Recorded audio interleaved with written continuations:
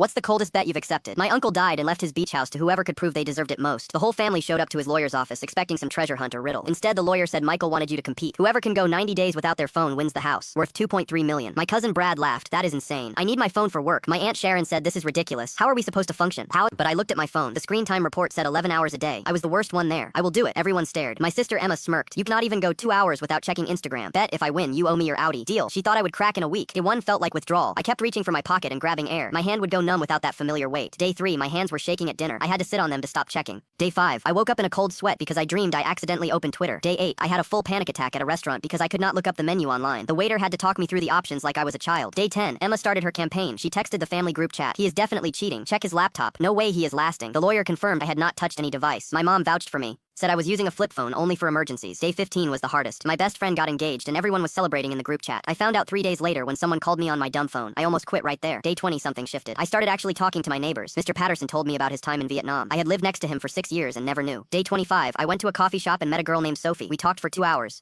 No phones, just conversation. She did not believe me when I said I had not touched my phone in weeks. Day 30, I invited Sophie to dinner. We played board games. She said this feels like the 90s.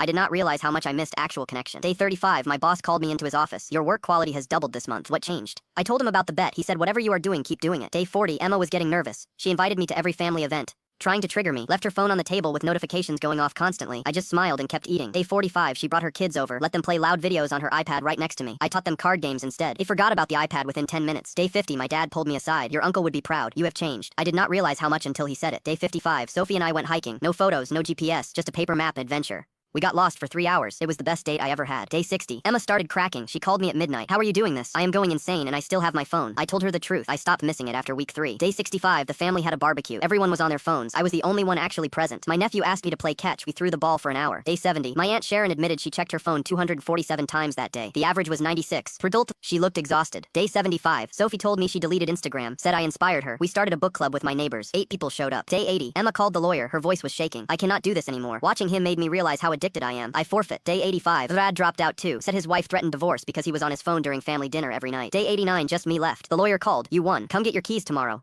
That night, I could not sleep. I kept thinking about Uncle Michael, about what he really wanted. Day 90, I walked into the lawyer's office. The whole family was there. Emma looked defeated. Brad looked ashamed. I told the lawyer I did not want the house. Sell it. Split the money between everyone equally. My aunt gasped. Emma started crying. Why would you do that? Because Uncle Michael was... Click the link in my profile to watch the exciting follow-up.